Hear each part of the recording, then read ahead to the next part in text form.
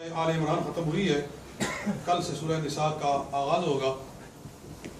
سورہ آل عمران میں حضرت عیسیٰ علیہ السلام اور ان کی والدہ کا تذکرہ بڑی کثرت سے ہوا ہے، اور ایک جو بات میں جیسے کہہ رہا ہوں کہ روزانہ میں ایک پیغام ہی آپ کو دینا چاہتا ہوں۔ ایک چیز اللہ تعالیٰ نے ارشاد فرمائی ہے، قُلْ إِن كُنتُمْ تُحِبُّونَ اللَّهَ فَاتَّبِعُونِ، اے پیارے محبوب محمد مصطفیٰ صلی اللہ علیہ وسلم آپ فرما دیں کہ اے مسلمانوں، اگر تم اللہ سے محبت کرنا چاہتے ہو، اللہ کا قرب حاصل کرنا چاہتے ہو، فاتبعونی، تو میری پیروی اختیار کر لو، سبحان اللہ، میرے نقش قدم پر چلو، میری سنت کو اپناؤ، میرے طریقہ کار کو اپناؤ، یحببکم اللہ، پھر تم خدا سے کیا محبت کرو گے، خود خدا تم سے محبت کرے گا، وَيَغْفِرْ لَكُمْ ذُنُوبَكُمْ، اور تمہارے گناہوں کو معاف فرما دے گا۔ اللہ غفور الرحیم، اور اللہ تعالیٰ بخشنے والا رحم فرمانے والا ہے۔ تو اس آیت میں اللہ تعالیٰ نے نبی اکرم صلی اللہ علیہ وسلم کی پیروی کرنے اور آپ کی سنت کو اپنانے کا ہمیں حکم ارشاد فرمایا ہے، اور بتایا ہے کہ اللہ تک جانے کا رستہ مدینہ طیبہ سے ہو کر جاتا ہے، سبحان اللہ، خدا تعالیٰ تک جو پہنچنے کا رستہ ہے وہ کملی والے آقا کے قدموں میں سے گزرتا ہے۔ تو جس نے اللہ کو پانا ہے، جس نے اللہ سے محبت کرنی ہے، جس نے رب کا قرب حاصل کرنا ہے، اس کو رسول اللہ صلی اللہ علیہ وسلم کی غلامی اختیار کرنا ہوگی۔ جیسا سرکار کا چہرہ ہے ویسا چہرہ بنا لو، جیسا سرکار کی سیرت ہے ویسی سیرت بنا لو، جیسے حضور کے اخلاق ہیں ویسے اخلاق بنا لو، اور جس طرح نبی اکرم صلی اللہ علیہ وسلم نے زندگی گزاری ہے اس طرح گزار لو، تو پھر اللہ تم سے محبت کرنے والا بن جائے گا، سبحان اللہ۔ تو یہ آج کا پیغام ہے۔ حضرت گرامی نبی اکرم صلی اللہ علیہ وسلم کے طریقے سے ہٹ کر کوئی کہے کہ میں رب تک چلا جاؤں، تو اللہ تعالیٰ نے اس کی نفی فرما دی ہے۔ چنانچہ جس نے جو پایا حضور کی غلامی میں، سرکار کی سنت کے اپنانے میں پایا ہے۔ اگر ایک شخص نبی علیہ السلام کی کسی ایک سنت موقدہ کا تارک ہو، وہ اللہ کا ولی نہیں بن سکتا۔ اللہ کا ولی، ولی کا معنی ہے اللہ کا قریب ہونے والا، ولی یلی کا معنی ہوتا ہے قریب ہونا، ولی کا معنی ہوتا ہے قریبی، ولی اللہ یعنی اللہ کا قریبی۔ اللہ کا قریبی کون ہے؟ کہ جو حضور کے طریقے کو اپناتا ہے۔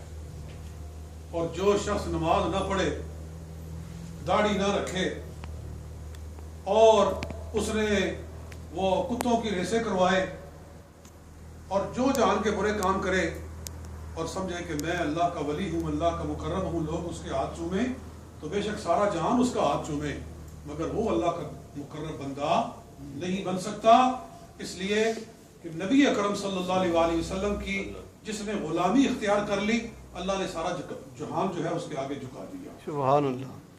تو یہ بات ہے۔ میں یہ بھی عرض کرنا چاہتا ہوں کہ رسول پاک صلی اللہ علیہ وسلم کی یہ سنت مبارکہ بھی بڑی پیاری سنت ہے، سبحان اللہ۔ داڑھی مبارک بھی حضور صلی اللہ علیہ وسلم کی نہایت ہی پیاری سنت ہے، ایسی سنت ہے جو مسلمانوں کی علامت ہے، جو اسلام کا تشخص ہے، اسلام کی پہچان ہے، مسلمان کی ایڈنٹیفیکیشن ہے، مسلمان کا حلیہ ہے۔ اس کو دیکھ کر پتہ چلتا ہے کہ یہ بندہ مسلمان ہے، یہ اسلام کا یونیفارم ہے۔ جتنے انبیاء گزرے ہیں، آدم علیہ السلام سے لے کر حضرت محمد مصطفیٰ صلی اللہ علیہ وسلم تک سب کی داڑھی تھی، سارے انبیاء کرام بولو کیا تھے؟ داڑھی شریف والے تھے۔ جتنے صحابہ کرام ہیں سارے کے سارے داڑھی شریف والے تھے۔ جتنے اولیاء کاملین گزرے ہیں سب کے سب داڑھی والے تھے۔